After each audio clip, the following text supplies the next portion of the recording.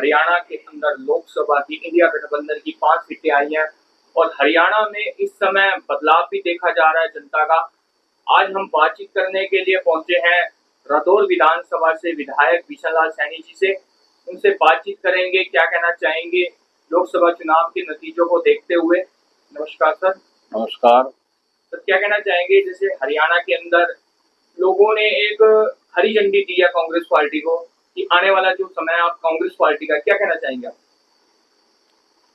देखिए, एक प्रकार का ये जो चुनाव था सेमीफाइनल इसको मानना पड़ेगा और हरियाणा के लोगों ने ये बता दिया है, एक इशारा कर दिया है कि आने वाला जो विधानसभा का चुनाव हरियाणा प्रदेश में अभी 2-3 महीने के बाद होने वाला है, उसमें कांग्रेस हरियाणा प्रदेश के अंदर आएगी, कांग्रेस का राज आएगा। ये एक बात यहाँ के लोगों ने फतवा दे दिया है इसको। जी, उत्तरी हरियाणा से जो मनोहर लाल खट्टर जी करनाल से सांसद बने, उन्हें ऊर्जा मंत्री बनाया गया, उसको लेकर आप क्या कहना चाहेंगे? अरे, अपनी सरकार उन्होंने 10 साल चलाई, फुल हैंड रहा उनका। एक प्रकार से ये कहा करते थे जी डबल इंजन की सरकार है। हरियाणा प्रदेश के किसी भी कोने के अंदर इस मुख्यमंत्री ने जो यहाँ से छोड़ करके गया है और जिसको सेंटर के अंदर ऊर्जा मंत्री बनाया है, ऊर्जा की डेवलपमेंट के लिए एक भी कोई कारखाना लगाया हो, कोई थर्मल प्लांट लगाया हो, कोई खंभा लगाया हो, तारें लगाई हो, बिजली का कोई प्रबंध किया हो, तो बताओ। तब नहीं इसने कुछ किया, अब क्या करेगा? तब तो इसके हाथ में था। एक भी कारखाना इसने लगाने का काम नहीं किया। कुरुक्षेत्र लोकसभा से जो उम्मीदवार थे सुशील गुप्ता जी, उनके साथ आपने बहुत काम किया, पर जो उनके पार्टी के जो नेता हैं वो ये कहते हैं कि हमें जो हराया गया वो कांग्रेस पार्टी के जो नेता हैं उनकी तरफ से हराया गया, उसमें आपका भी नाम आया है, तो क्या कहना चाहेंगे? देखिए, एक बात सुनिए आप कि जो आम आदमी पार्टी का जो उम्मीदवार जिसको सीट मिली थी, जो सुशील गुप्ता है, वो यहाँ से चुनाव लड़ रहे थे। हमने अपनी तरफ से दिन रात एक करके उनको उनके लिए काम किया, भाई ये जीते। उनकी अपनी भी कमियां बहुत सी रही हैं जिसकी वजह से चुनाव आ रहे हैं, और फिर आम आदमी पार्टी जो एलिगेशन लगा रही है उसका अपना क्या है। यहाँ पर हरियाणा प्रदेश के अंदर आम आदमी पार्टी का क्या वजूद है? अब आगे इलेक्शन आएगा, लड़के देख लेंगे कितने की वोट पड़ेंगी। ये जितनी भी वोट पड़ी हैं सुशील गुप्ता को, ये सारे की सारी वोट कांग्रेस की थी और कांग्रेस की डली हैं। हमने तो उनको यह विश्वास दिलाया था कि मैं जब यहाँ से एमएलए चुना गया था तो 57,000 वोट मेरे को पड़ी थी। हम 57,000 से आपकी वोट को बढ़ा देंगे, हम आपकी वोटों को बढ़ा देंगे, और हमने बढ़ाने का काम किया। या तो यहाँ से 15,000, 20,000, 25,000, 30,000 तक वोट पड़ती, फिर तो BL सैनी ने रुआ दिया।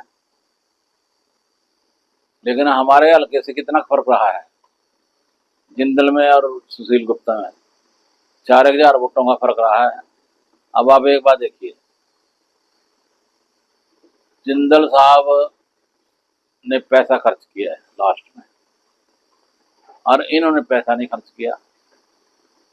कम से कम जो शहरी बस्ते हैं उन बस्तियों के अंदर एक जो रिवाज है हरियाणा प्रदेश के अंदर कि वहाँ जहाँ बस्ता लगाते हैं कार्यकर्ता, तंबू के लिए, दोपहर के खाने के लिए, समोसों के लिए, ठंडे के लिए, कितनी गर्मी थी,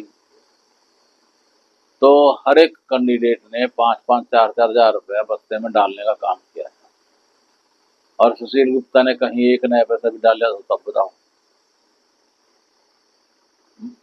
कार्यकर्ता मायूस हो गया, और कांग्रेस के जितने साथी हैं उनको जो बस्ते दिए गए वो आज़ाद उम्मीदवार को दे दिए, आज़ाद उम्मीदवार को दे दिए। जब हमारे कार्यकर्ता अंदर जा करके एजेंट बनने के लिए रिक्वेस्ट उससे करते थे, प्रेजाइडिंग अफसर से, कि मैं सुशील गुप्ता का पोलिंग एजेंट बनना चाहता हूँ, तो वो किसी को भी नहीं बनाया गया। वो इसलिए नहीं बनाया गया क्योंकि जो फार्म थे दिए थे, उन फार्मों पर सुशील गुप्ता के दस्तखत थे ही नहीं, ना उसके इलेक्टोरल एजेंट के दस्तखत थे। वो आजाद के फार्म थे।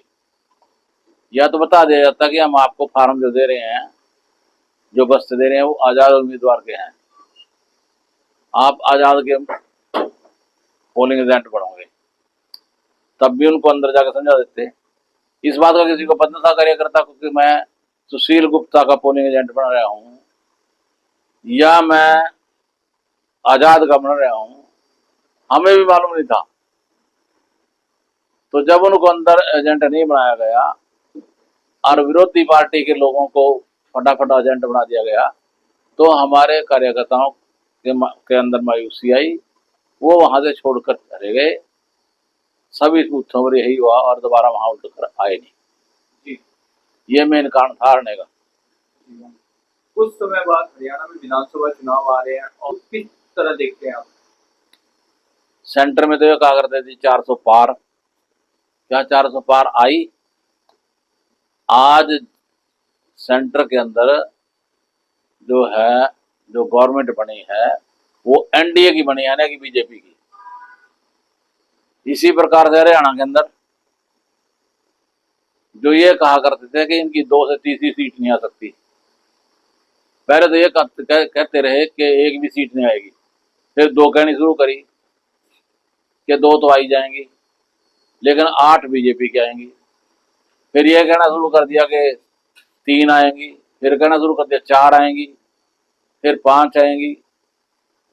ये तो हरियाणा प्रदेश के अंदर मेरे हिसाब से 8 सीटें आनी चाहिए थी, जो थोड़े थोड़े मार्जिन से रहेगी। 5 सीट तो हम जीतते हैं और 3 सीट ऐसी हैं जो 50,000 से कम वोटों से आ रहे हैं, वो सीटें भी निकलने वाली थी। तो अभी आप अंदाजा लगा लीजिए क्या इंडिकेशन है क्या। जी। आप जैसे राठौर से विधायक हैं, अगर विकास की बात की जाए, आपके 5 साल पूरे भी होने वाले हैं, तो क्या मेन कार्य हुए हैं आपके कार्यकाल में? लगभग 10 करोड़ रुपए की ग्रांटें मेरे पास आई हैं, जो कि हमने जनता के अंदर बांटी हैं। और विशेष जो हमारा मेन काम जो मैंने करवाया है, वो सड़कों का कराया है। हरदौर की सड़क का क्या हाल था, एक त्रिवेणी हरदौर से लेकर के जठाना वाली रोड का क्या हाल था। ये कंक्रीट की सड़कें बनवाना कोई छोटी मोटी बात नहीं थी। इनके ऊपर पैसा लगाया है, ये बनाई है। और दूसरी भी जो सड़कें थी जो टूटी फूटी पड़ी थी, जिनके ऊपर काम नहीं हो रहा था, वो भी हमने विधानसभा के अंदर शोर मचा मचा करके उनको बनवाने का काम किया।